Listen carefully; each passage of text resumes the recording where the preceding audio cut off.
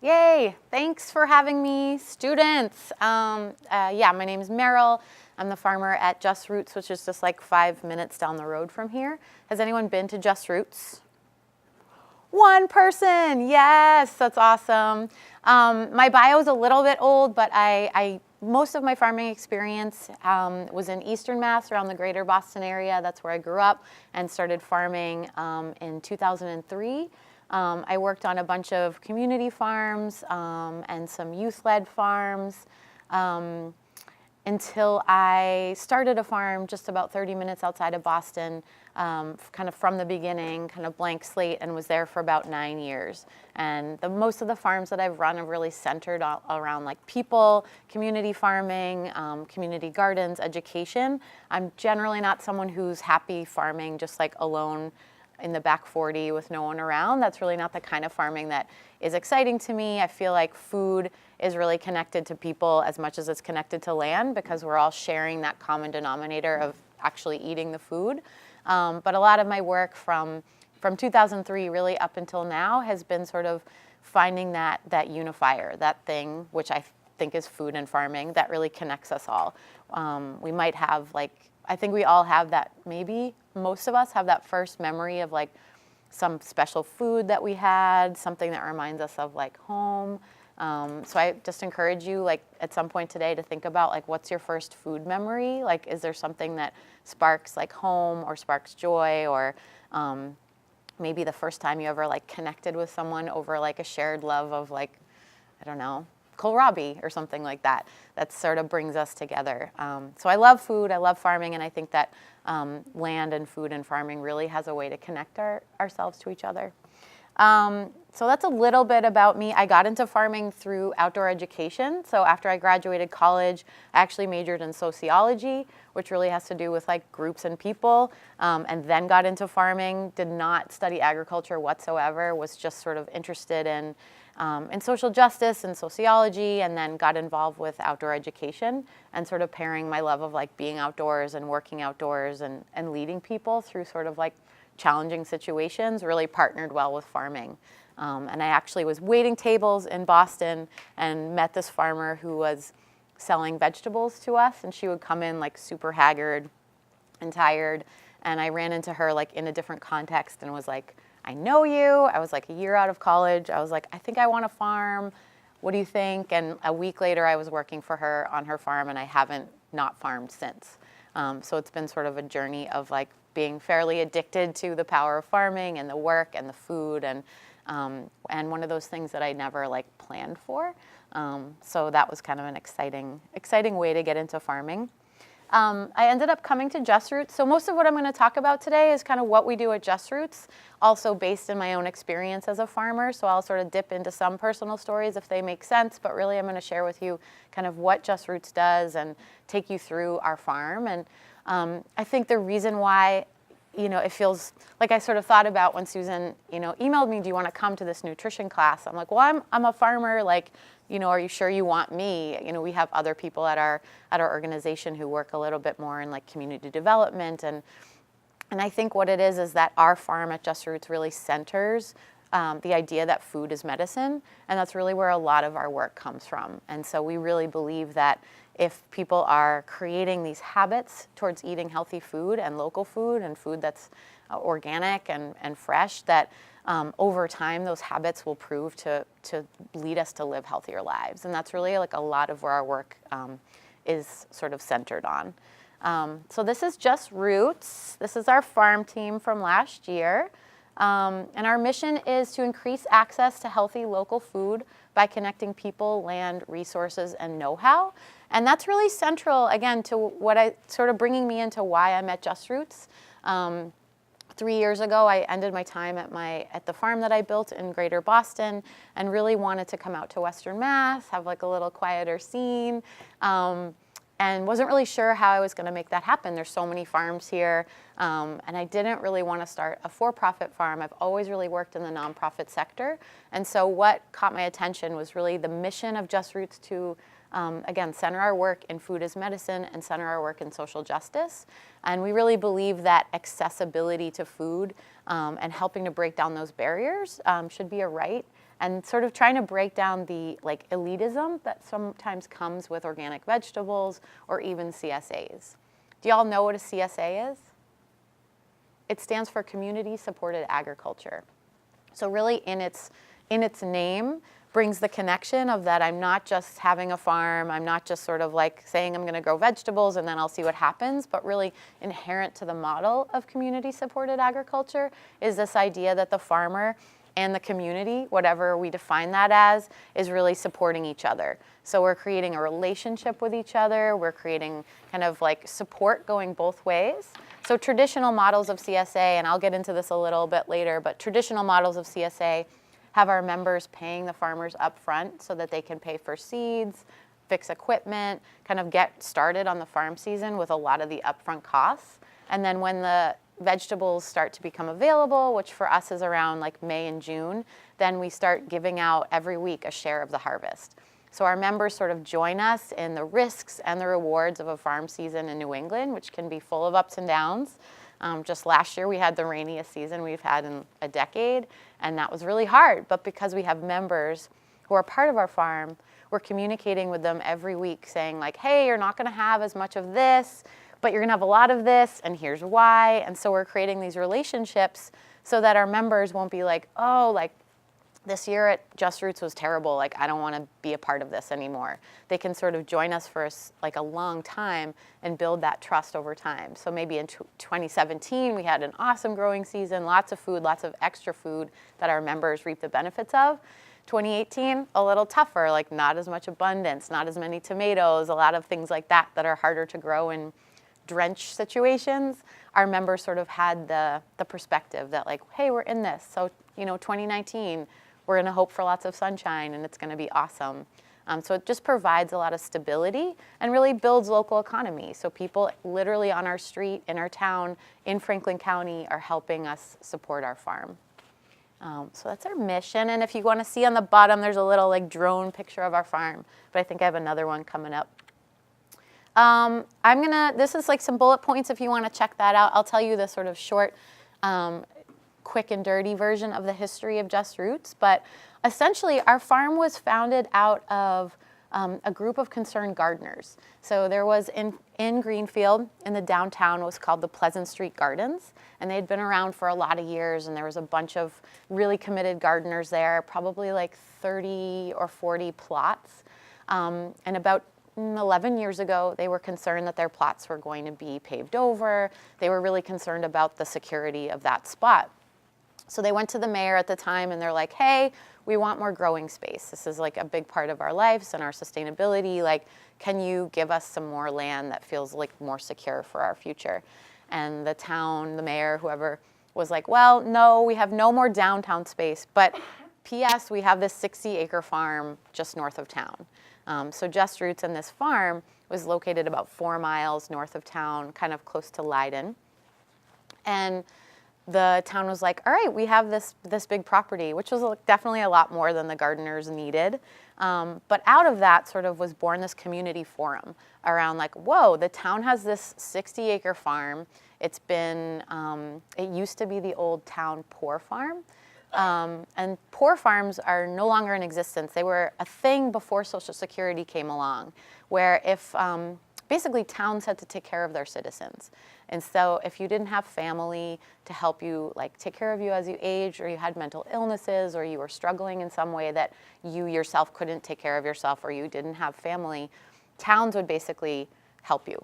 And so they would send people to these poor farms. So there was this dormitory, like half, one side men, one side women, and this working farm. And if people were able-bodied, they would actually work on the farm. I haven't done like a ton of due diligence on like what is the line of like how exploitative was that and how like good for people was that. I think that'd be like an interesting project if you want to check out the history of poor farms. But essentially I think it probably was somewhere along that blurry line. It probably helped some people and was hard for others. But poor farms are really, for the most part, non-existent. They've been developed, they've been taken over. There are only a few poor farms really in New England that are still around. And, and we actually have the building of the old dorms, that's where our office is, and we have the old barn. So the barn is like 100 years old. It used to be for dairy cows, and there's the old like remnants of the dairy farm in the basement. So there's a lot of cool history for our town about having this farm.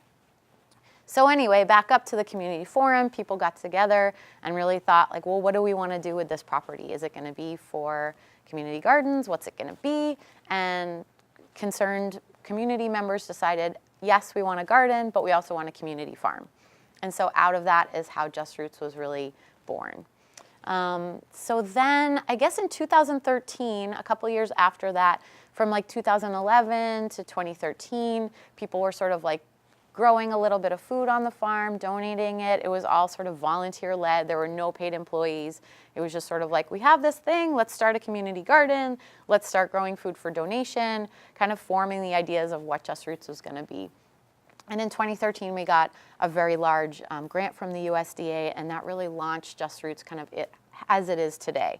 So we restructured where the community gardens were, and we built out plots, and we hired our first production farmer who put in beds, and we started to become like what we are now, like going to the farmer's market and having more annual crops and small production. And that was really kind of like the birth of where our farm started. There's a picture of the old barn as it was kind of back in the day. Again, probably about 100 years ago. And fortunately, that's how it looks today. So it's a little ragged. But we're building it back up. We're actually currently got help from the town to invest in their property to fix the whole basement structure. We're like refooting all of the main pillars of the barn and really bringing it back to life. So I think Just Roots really kind of came in and has really become a facilitator of not just like farming and community, but really like keeping these historical landmarks in working order. So it's really a fun time. Some of our crew, you know, yoga on the farm. This was, I think, like an intensive carpentry for women weekend a few years back. So there's a lot going on the farm. There's like a kind of bigger drone shot of our farm. So in the corner there, all those checks, those are our community garden plots, and I'll get a little bit more into that. And then you can see the row crops here, and then the barn, and like way up into the corner is the dorms where the people used to live. So yeah, we basically lease 60 acres from the town of Greenfield, so the town owns the land.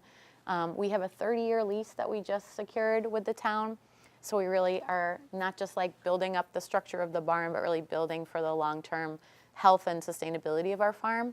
We grow vegetables on about 5 acres, and we sort of actively steward about 20 of those acres. So a lot of what you see here is kind of like me and my farm crew managing the edges of the field and mowing and keeping up the infrastructure and growing the vegetables. I'm going to dive in a little bit to just some of like how we farm and what we have to run our farm organization. So basically I'll talk about our farm stuff, like what we do and like what we have and how we do it. And then I'll get into some of our programs and tell you a little bit about the community garden. So land and infrastructure, like I said, Just Roots leases 60 acres from the town of Greenfield, 31 of which is held in APR. APR is agricultural preservation restriction, which means that farming has to happen on that land. So there are particular places within the 60 acres that we manage that actually have some restrictions, like we can't build a house. You know, anything we build has to be temporary or for the purposes of agricultural production. But preserving 30 acres of land happened as part of Just Roots getting this land. So that's kind of a big win for our community just overall.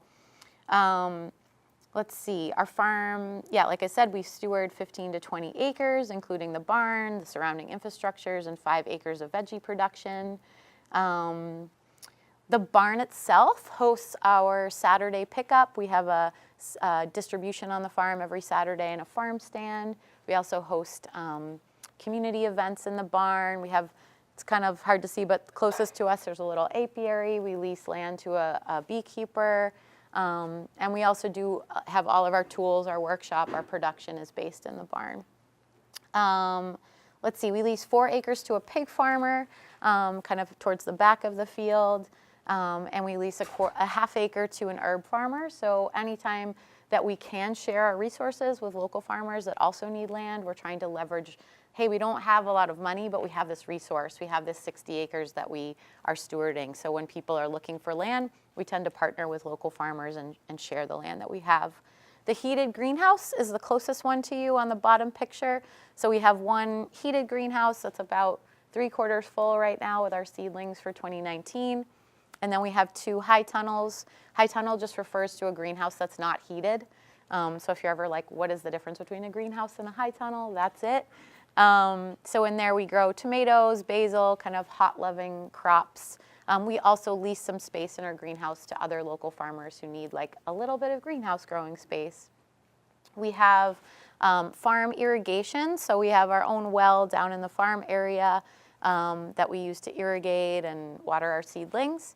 Up at the barn, we're on town water, which is actually really great because town water is, like, according to food safety standards, clean. So we don't treat our well with like chlorine or anything to sort of like clean it, but town water is treated.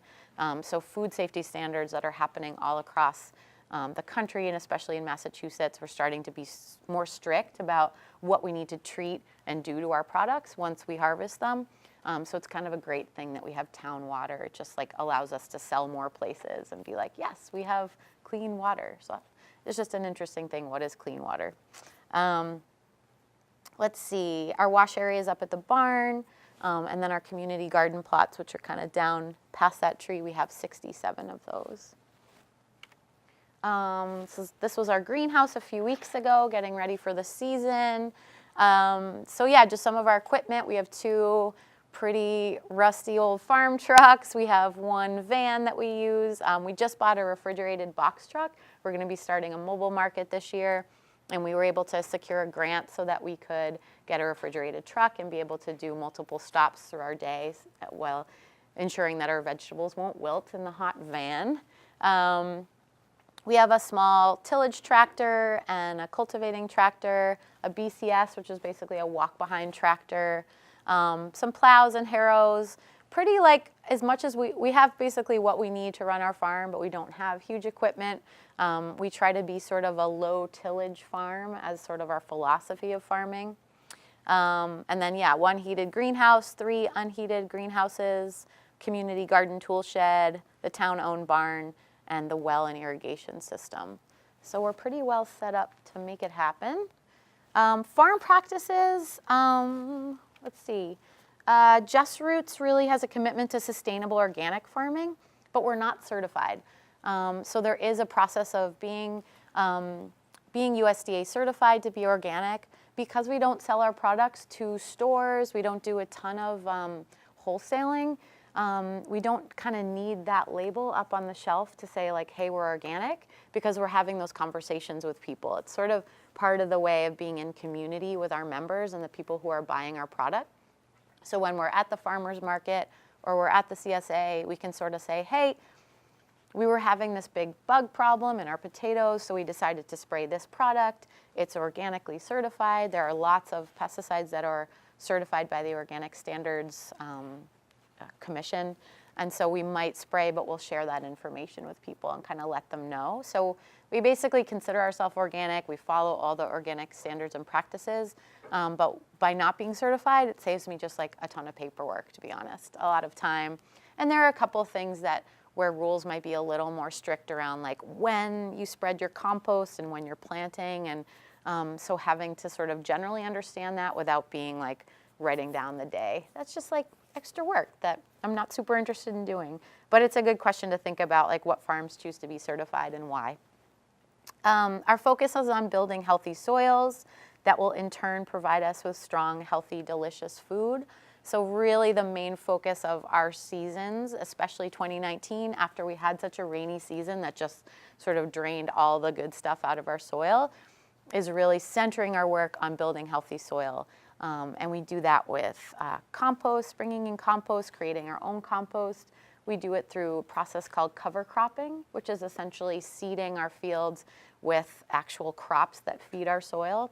So picking some legumes that give our fields nitrogen, or picking some nice rye that provides us a lot of biomass and nutrients for the soil. Things that really feed our soil underneath and above are things that really are central to our work. Mulching, same thing. If you're going to put like straw and leaves, we'll use straw and leaves kind of over plastic mulch or things that really don't feed the soil. We tend to just pick things and kind of root ourselves in methods that feed our soil. Crop rotations. We have a small farm, like I said, 5 acres, and we grow a lot of the same families of things. So like broccoli, cauliflower, kale, collards, arugula, that's all in the same kind of family of crops. Cucumbers, squash, summer squash, winter squash, that's all in the same family. We grow a ton of that, so it's hard to have a perfect rotation, but we basically track from year to year where we plant stuff and try to move it around. And that really helps the soil health. It helps kind of what plants want to feed from what. So if you're always planting broccoli in the same place, it's just going to really deplete that field of the same nutrient over and over again. Whereas if you rotate, it sort of says like, oh, broccoli wants this, winter squash wants that. So year to year, you can sort of like even it out. But, you know, it's not perfect. We make a plan and then we sort of mess with that plan as we go. And like I said, our path to no tillage is through tillage. So we sort of have a philosophy that no tillage is a great practice, sort of disturbing the soil the least amount as possible, really maintains all of the life and the structure of the soil. And every time we're running something metal through those fields or even walking on the fields, it's creating compaction. It's kind of bringing up all the micronutrients that we can't see, the little creatures that are living in our soil, exposing them to sun and wind, and they're dying. And so there's a practice, especially in the Pioneer Valley, that's really like, no till, no till. And we're sort of in between. We sort of believe in that, but we also grow a lot of arugula, and it's hard to do no-till arugula and things like that. So we make choices that sort of reflect our philosophy that's like, in the future, we'd love to do less tillage. And how do we get there? By doing tillage, killing our weeds, cultivating a lot so we can get to a place where we can have healthy no-till soil. Am I talking too fast? Okay. Labor. How do we do all of this? So we have an awesome crew, but a small crew. So basically, the structure of our organization, we have an executive director who is doing fundraising, is networking in the community, and then there's 2 directors, myself, the director of farm operations, and then our associate director who runs a lot of off-farm programs, who connects with our local partners, who helps us with our distributions, who works on different grants and studies that we have. So really the 3 of us are the only year-round people that work at Just Roots. And then my farm crew is just starting up. So we have 3 full-time people that work with me from basically March to November. And those are folks that are really considering like becoming farmers, running their own farm, like kind of really getting in a lot of like farmer management training. So these are 2 of our previous full-timers. And then we have 3 part-timers. And so the part-timers are folks that like may or may not be interested in pursuing farming as like their full-time gig, but they like farming or they have some farm experience or they really want to be connected with food on a different level. One of our part-timers this year is like a food writer and is really interested in writing books about food and has never farmed and is like, I want to farm so that I can understand food at a different level. So we kind of have people that come to the part-time work in different scenarios. Let's see, and that's really our whole crew. So there's 7 of us who kind of run the whole farm for the season. Unpaid, and some people are paid by other institutions, but not by us. So work shares, we have regular work shares that get paid in vegetables from us. So they work 5 hours a week throughout the season, and then they get a share, a CSA share of the harvest, which is really great for people just looking to get awesome veggies, but not have to pay for it, but they want to be out there. Usually people with flexible schedules, retired folks, some students. Jail to farm interns. So we work with the Franklin County Correctional Facility, and over the years we've had, I think maybe 7 interns from the jail, but they actually get paid a stipend from the Franklin County Correctional Facility. And then usually we pay in like vegetables as they want. And we didn't do the internships last year, but we're bringing them back this year. And basically folks, what's cool is they're actually connected to GCC as well. So those folks actually get a stipend from the jail, and they also get class credits from GCC as part of the farm and food sustainability program here. I don't know the name of it, I forget. But that's been pretty awesome, where there's sort of an effort from the jail program to really build food, farming, sustainable job opportunities for men post-release. So we work with folks that are in minimum or kind of pre-release, so that when they are released, they can either secure a job with us at the farm or in other kind of food-related, farm-related businesses. So we actually had an intern 2 years ago in 2016 that ended up getting hired for the 2017 and was a big part of our farm crew. College interns, definitely we're pursuing GCC, UMass, other programs where we can, we had a student last year from Holyoke Community College that worked with us like 10 hours a week for the summer session, and then did like an independent study. So she got college credit, and we paid her in vegetables, but not in money, which really helped us and helped her. And same with summer high school programs, and then volunteer labor. We actually have drop-in times 2 days a week where people can just come and work with us. And some people can get their, can work for their SNAP benefits by doing volunteer work. So, you know, they'll come, I just sign a little piece of paper like, yes, you did 5 hours, and that qualifies them to get their SNAP benefits. So there's a lot of kind of volunteer benefits. There's some awesome farm crewers a few years ago, and planting onions. Yeah, a little bit more on sort of our non-paid labor, the workshops, events, education. So farmer training, a lot of the people, like I mentioned, the full-time people as well as the part-time people get a little bit more, we don't call it an apprenticeship because it's not full-on educational. It's really like these folks are farm workers for us, but we do a lot of sort of on-the-side farmer training. So we do check-ins every month. Each farmer who's a full-time farmer really has responsibility over some part of the farm. So the people that are working with us are getting more than just sort of like a paycheck and, you know, farm work to do, but they're really being trained to take on more farms. The average age of farmers in the country is over 65, and so we're losing farms at the rate that people aren't able to keep farming because they're aging out of the business. And a lot of those farms don't have succession plans, like kids of those farmers don't want to take on the farm job, or they don't have kids.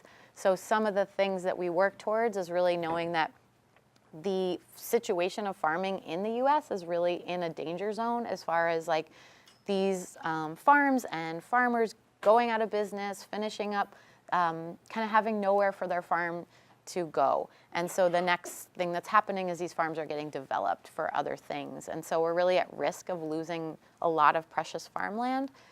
So part of what we're trying to do is really build farmers to be able to take on different farms that are needing succession plans.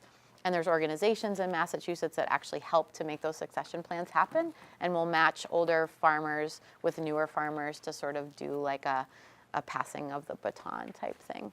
So it's really important that we grow farmers as well as food. I talked about our work shares already. Friday and Saturday drop-ins and Feastival. So every Friday and Saturday starting next month or in a week, whenever April is, people can just come to the farm and work with us. They don't need to call us ahead of time. We're ready every Friday and Saturday from 9 a.m. to 12:30 for people to just come and be with us in the fields. It's more of our informal volunteers, so those folks don't get vegetables in trade. They're just coming because it's something that they want to do. And then Friday for lunch, we have what's called a Feastival, which is just our one potluck lunch of the week. So we invite friends and families and other farmers, and whoever wants to come and volunteer, they can stay and just share a meal with us. Again, just trying to like center not just the farm work, but that we really share food together. Groups, we have a lot of school groups that come out. I think this was like a group from NMH like a couple years ago that came out in April and helped us clear like a bunch of gnarly plastic from the fields, which was really amazing. High school and college interns, like I mentioned. We often have a spring or fall festival. This year we're having a community garden gathering on Memorial Day weekend where we're going to do a seed swap and a seedling sale and a bunch of free workshops throughout the day, which I can share with your teacher to let you know about. But just kind of try to have some events that really like feed our community. There'll be a big potluck community lunch there as well. Full moon festivals, so we do also the festivals once a month on the full moons at the farm and just celebrate with each other. Community workshops, some years we have more of those, some years less, but usually they're about farm and gardening skills or preservation of food. A lot of people in our community garden do a lot of medicinal herbs, so they'll like lead a foraging walk through the farm or like talk about what they're growing medicinally on their property.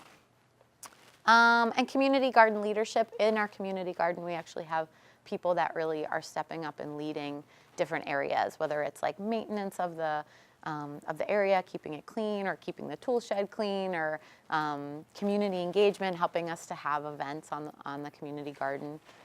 That's a big part of. So there's a lot of people that go into making the farm possible. Yeah. Just Roots hosts hundreds of people, young and old, at the farm each year. School groups and businesses schedule time to tour the farm. And really we strive to be a place that feels really inclusive and welcoming for everyone where they're at. So we sometimes have kindergartners come out, so we're not expecting that we're gonna get a ton of work done with the kindergartners, but we share with them like walking around the farm and harvesting different things. Once a week throughout the season, we host a special education group from the Greenfield High School, and we do just a lot of weird and wild projects with them, and it's just time to connect with those students out on the farm. And sometimes we get great work done, and sometimes we have meltdowns, and it's just kind of part of our farm being welcome to kind of wherever they're at. And the same goes for our individual volunteers. Like sometimes in our drop-in times, we have people that are like, I farmed for 10 years, I'm amazing. And they're like, woo! And they come in and they weed, and we're like, please stay. And sometimes we get people who may have never been on a farm before, and it's uncomfortable, and they're really pushing themselves. And we just try to make space for every volunteer and kind of meet them where they're at. Some of our festival, that was like at a festival, I think a year or two ago. Forced a picture at the end of it. And then what do we grow all this for? So yeah, we have a few different outlets. Our CSA, which I'm going to talk about more in depth after this, but our CSA is a special CSA. We have the most low-income members or low-income shares of any CSA in Massachusetts. So our niche and sort of our focus is really, there's sort of the idea of like farm-to-table restaurants, farm-to-table, like this and that, and our sort of whole deal is farm to everyone's table, and really trying to break down, again, like that sort of exclusiveness or elitistness of organic vegetables. So we have a high percentage of low-income shares. We do pickups 3 days a week. So we have a Wednesday pickup that's in downtown Greenfield. This year we're launching a mobile pickup on Thursdays. So we're gonna have our refrigerated truck on the road. We're going to go to 2 different community housing developments and at the community health center, so people can actually just pick up their shares right there. And the reason for that is really trying to address that some of the major roadblocks to accessing fresh food is money and transportation. And so by kind of showing up where people live, like not just at not just at where they live in the community housing departments, but really like going into each little nook. There's like different alcoves of different housing groups that we're going to be driving the truck around, kind of like, your vegetables are here, come out of your door and get them, which we piloted last year and was really fun and successful. Let's see, pick your own. So we do 5 days a week. People can come if you're members of the CSA, and you can pick your own crops. So we have a little section of our crops: flowers, herbs, cherry tomatoes, beans, peas, things that are really labor intensive to pick for a small crew. We invite people to come pick their own. And that just allows people to have that chance to really connect with the land. So we do a lot of bringing our farm out to the community and not always encouraging people to really come unless they're volunteering to be at the farm. So pick your own's a way to engage our members and say, like, come out to the farm, come pretty much any day, come pick your share. And so there's like a little sign, people come to the farm and we're like, all right, you can pick a quart of cherry tomatoes today, a bouquet of flowers, and a quart of beans. And then they can kind of like take their time, taste as they go, and select the ones that they want. And then when they get home, like, yes, they have their share, but like they've actually picked some of the food, which I think is a really fun and great way to connect with the product. And then we have one pickup at the farm every Saturday. We also have a lot of support at our shares. So there's a farmer at every share kind of restocking and sharing with people like, what are these vegetables? This is what we have to offer today. But there's also someone from our kind of outreach team that does cooking demos. So every time we have a pickup, we have 2 to 3 new recipes that are available for people to take home, as well as a taste of something that we're cooking from that week's share. And we collaborate with the Community Health Center in Greenfield, where we sort of go back and forth suggesting recipes, and we have a nutritionist there kind of reviewing our recipes and making sure that it's not just like mac and cheese with kale, but like something really quick, something easy, something basic, but something nutritious as well that really highlights some of our new vegetables. So like it might be something like turnip fries that are roasted instead of like potatoes, and really kind of getting people to know that there are lots of delicious things that they can do with these sort of like more odd vegetables that they might not be so inclined to buy normally. So that's a big part of our scene. We're also at the farmers market in Greenfield on Saturday. And yeah, we do a lot of education about HIP. HIP is the Healthy Incentive Program, which basically reimburses people if they're on SNAP, which is the basically food stamps. If they're on SNAP and they pay for vegetables at a farm, at a mobile market, at a farm stand, and one other place, they can essentially get that money reimbursed up to $20, $40, or $60 a month, depending on their family size.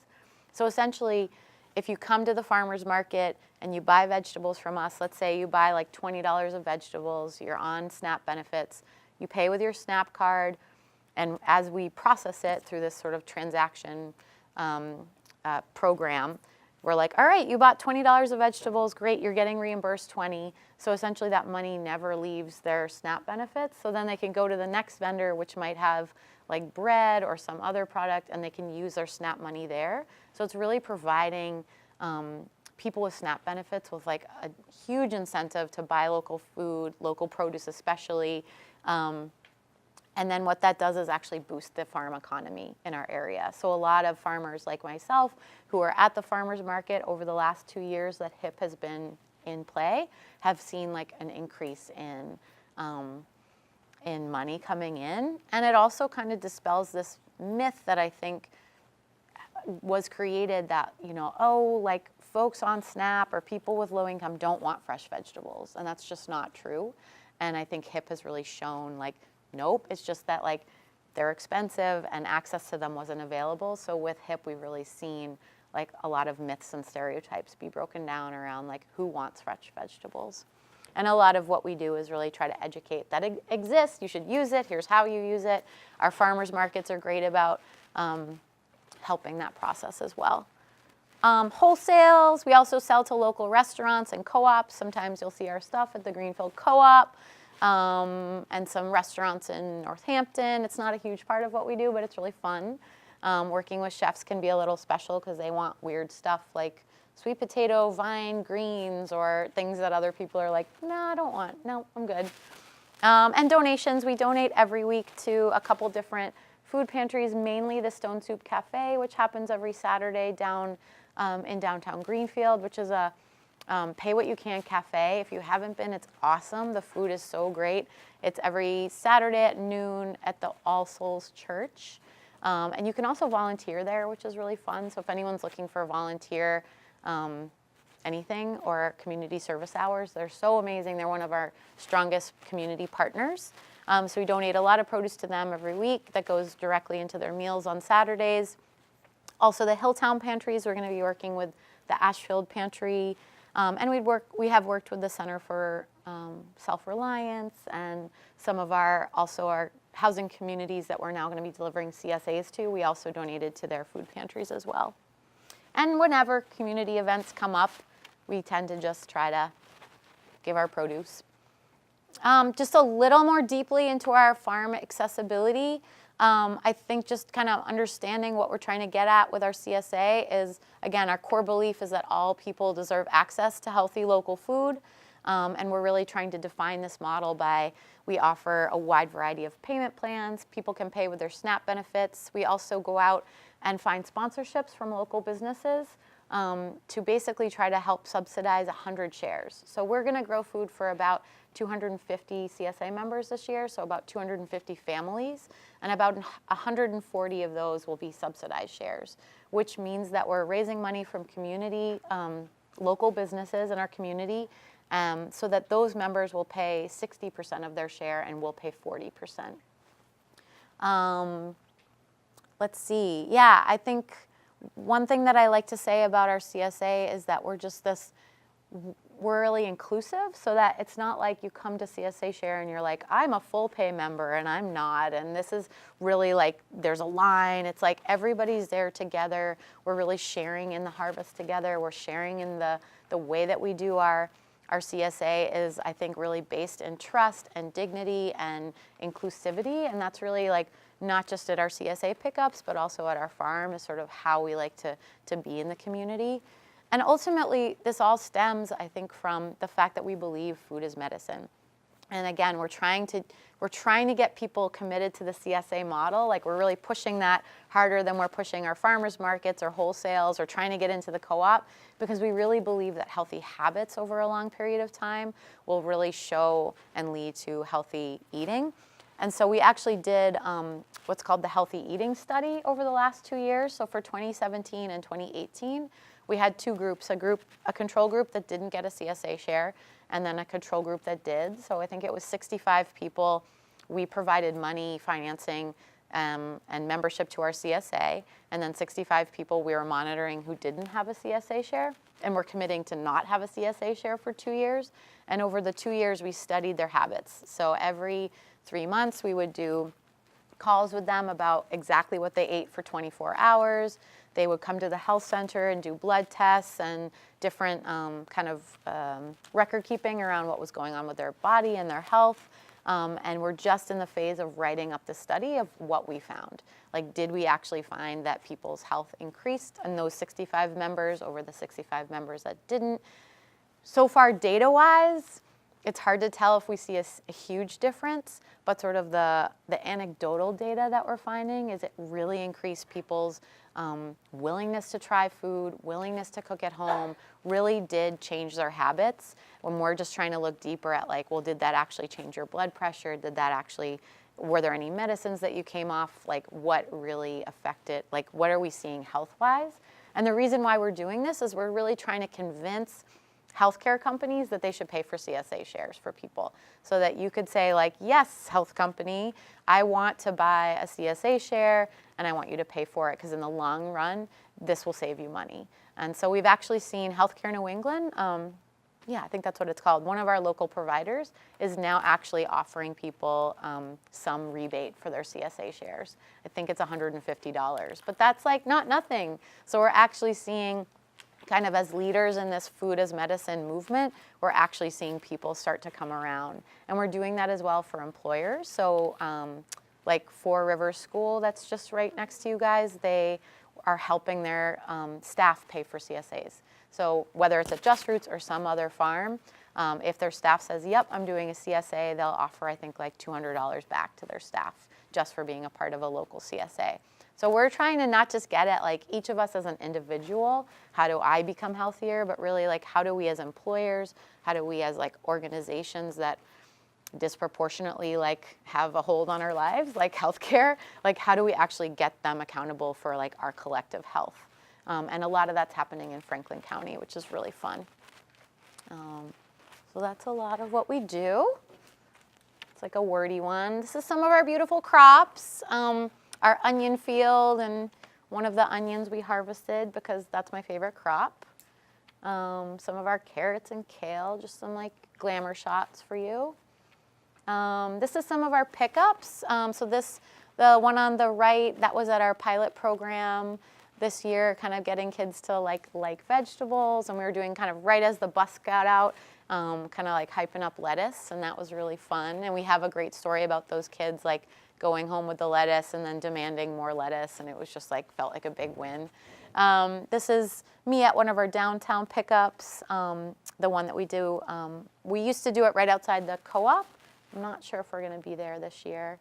Me and our executive director, and then on the right, that's our setup at the barn. It's a terrible picture because our barn's really dark, but essentially that's sort of all the produce laid out for the day. And then people, the way we do our CSA models, we have a lot of choice, which is in part because, again, a lot of our people are newer to vegetables, so we try to allow you to pick your own share. So basically at every share, you can pick, we'll like put out around 15 to 20 items, and then people, depending on whether they have a small share or a large share, they will decide what they actually want to take home. So if they actually want to take home like only carrots, they could take like 6 units of carrots, and that could be their share, although we really encourage people to take a variety of things. That's more of our Wednesday pickup down at the thing. I think I might be able to play this. I don't know. Let's try. It's just a little of, oh yeah, this is terrible camera work by me, you're welcome.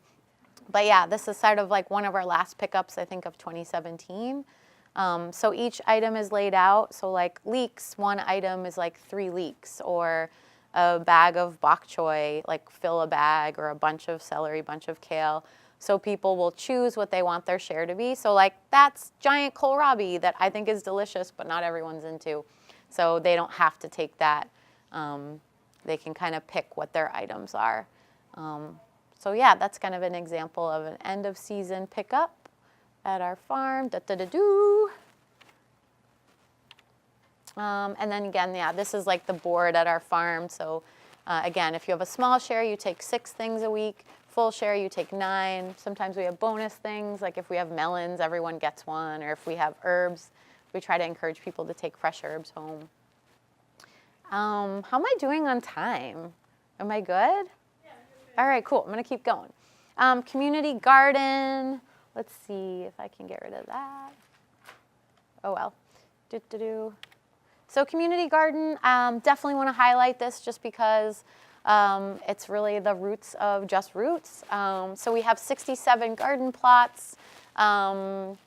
We try to encourage our gardeners to mostly farm organically.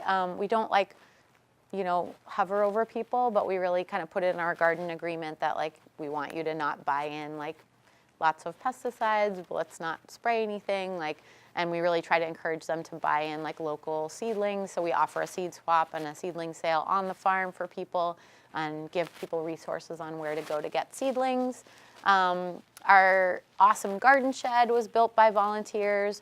Really, like our whole community garden is super volunteer led. So we have a little kind of volunteer leadership circle, again, that takes care of outreach, that helps us maintain pathways that are shared space. And then me and my farm crew take care of kind of the grounds around it. So we put up shade structures and kind of gathering space for people. We maintain the water access.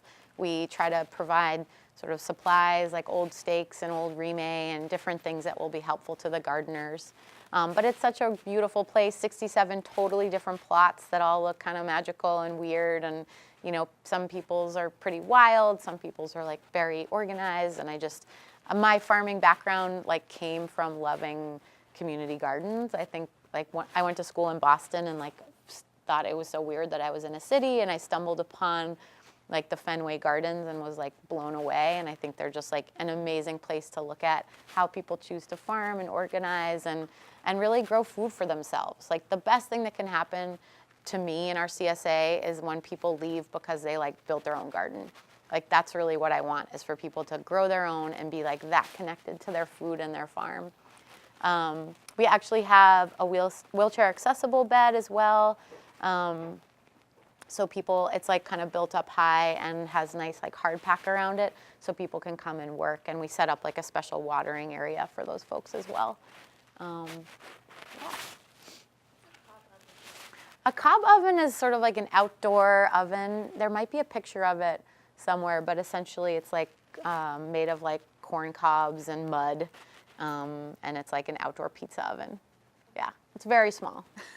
Here's our community garden. Up in the corner, Andy Grant, he used to work at Just Roots. He ran the community garden for a long time. Some of our folks that farmed in the raised bed, and one of our long-term gardeners. And yeah, we have a lot of plots. We have 20 by 20 or 10 by 20. So they're like fair size plots. And then getting into some of our other things that we do, like wraparound services. Like I was mentioning, we do the food tastings every time and the recipe sharing.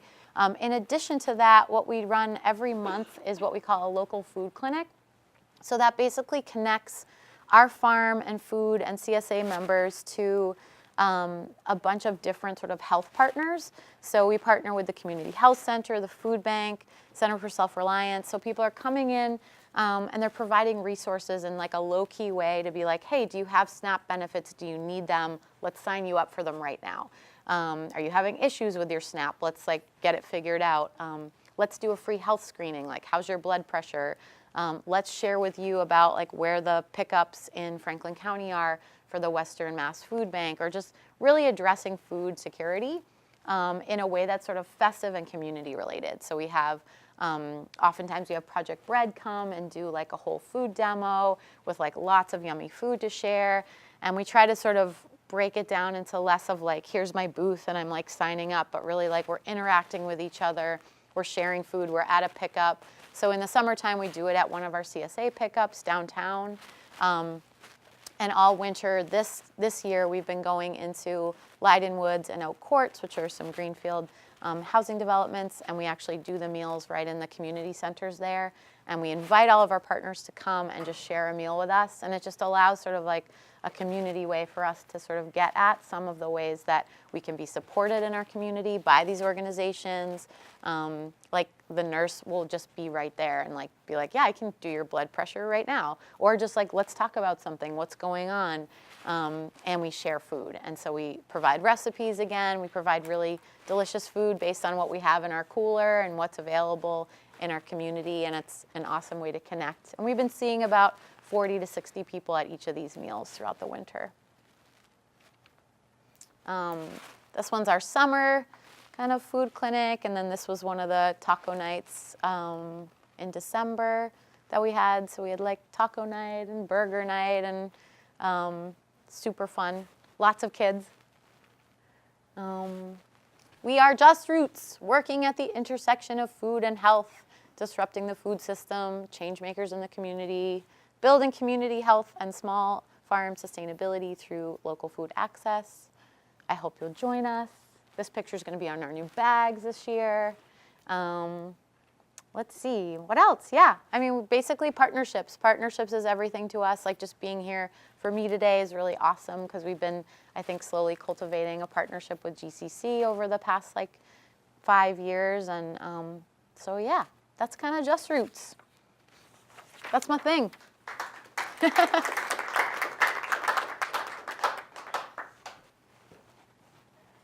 Questiones? Any thoughts, comments, hopes, or dreams? Do you grow any? Oh. You have to talk into that, or we can't hear you. No. Sorry. Go ahead. Do you like grow any like fruits, like grapes or apples, or just vegetables? Good question. Yeah, so we grow mostly vegetables. The fruits we grow are strawberries, watermelons, cantaloupe, and then we're planting fruit trees this year. So we'll have more raspberries, blueberries, and apple trees that are going in this year. So probably over the next 5 years, we'll start to see some more fruit. Yeah. Any other thoughts? Yeah. I'm interested when your data is coming out about if people on farm shares are actually healthier than people who say go to a grocery store for their vegetables. Yeah, I think that we're going to be publishing some papers this spring. So they should be out within the next 3 months. I think we'll publish some stuff, and then we'll start going to some conferences this summer and fall, just sharing what we found. And it's hopeful data, but it's also not super clear yet if anything's been like absolute. But I guess it's the first study that we've done, and we're going to I think we're going to pursue another 2-year study after this based on what we find and kind of what we've learned from the study so far. So I'm excited. Well, I know like the Valley Healthcare, when they started giving free yoga or you could, if you were a member of that healthcare team, you could go get a free yoga class. Now that they're looking at free CSA shares is amazing. Yeah, It's it feels really amazing. epic. And just so that you guys know as well, like where we're sort of headed with Just Roots is really, we want to build our farm out as really a center for wellness. So you saw the old barn pictures of the sort of rundown barns. We're really hoping to take one side of that barn and really rebuild it into a health and wellness center that will host like, health providers, mental health providers, our people from our local health center, massage and acupuncture, and people that can really work on our bodies. And then we'll center also, like there'll be a kitchen there so we can do cooking and offer food and kind of have an expanded farm store experience. And we are trying to build like this walk around our farm that's just like to encourage people to come and do like just a mile loop like down to the river and back. And we work with something called the Food Justice Bike Ride, which started last year, that will happen again, and it starts and ends at Just Roots the last Sunday in June. And kind of the same thing, just trying to bring more like activity and kind of wellness ideas and just like action based at the farm. So that's really our like long-term hope, is to kind of build a center in Franklin County that can be at the farm, but really bring in all these different aspects of our health. Sorry, I know. I have You four again? questions. Me, I know. How much is a typical farm share? Yeah, that's a really good question. So our farm shares, what we launched this year is actually a wealth-based sliding scale. So we're trying to focus this year on what people have versus not like what they don't have. And so our small shares can really everything can range from $0 to the way full amount. So our small shares typically cost between $450 and $600, and we basically ask people to pick what they want to pay on that scale. And some of the questions that we're asking people is to think about where they put themselves in terms of their own privilege in the world. So like, are you someone with, are you a white person? Are you someone with inherited wealth? Are you someone with lots or no school debt? Are you someone that like owns their own home or rents? It's sort of like asking us to look at like the bigger picture of where we sort of are in the world, and then pick what you pay from there. So yeah, we sort of ask people to look deep, and some people, and even if you don't, like, if you can't pay, even if you're someone that's like on SNAP or you want the subsidized share, you basically pick the lowest amount and then we subsidize from there. And then people who aren't on SNAP and want to pay full, they basically decide along that scale how much they pay. And we've actually had a lot of people choose to pay the upper amount this year, which we were super surprised about. So in the past, it's basically been the lower number. But part of what our work is also to say like, hey, it costs a lot of money to run an organic farm and grow these vegetables. So the actual cost of the share is really the $600, or for our large shares, it's $650 to $800 is the scale. So it really costs, your value of what you'll get back is really that $600 or $800, but you can decide like what of that you feel like you can pay. So yeah, it ranges. And we do like monthly payments or installments or pay up front. It's like kind of a wild ride for our finance side of our team. Mm-hmm. Yeah. Oh yeah, we are located literally like if you go to the covered bridge from here and down the street, it's like we're down near that covered bridge. What's that? Yeah, we're right at Camp Kawani. Mm-hmm. Yeah, that's our farm. That almost sounds like a great place to go if like you're feeling blue or down.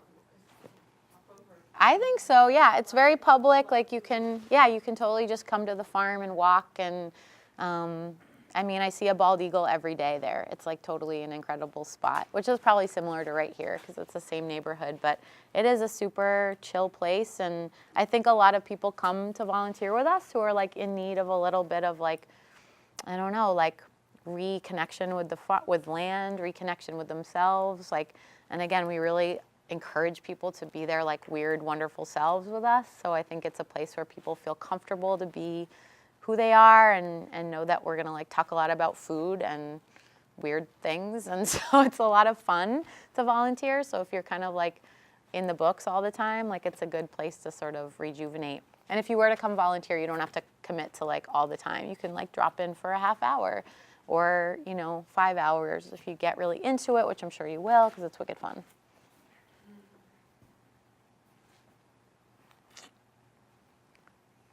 Any other thoughts? Yeah.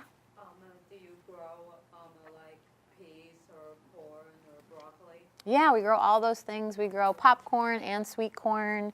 We grow field corn, and we're growing like an Abenaki variety to sort of like honor the people whose land we're growing on. And we also grow tons of peas and yeah.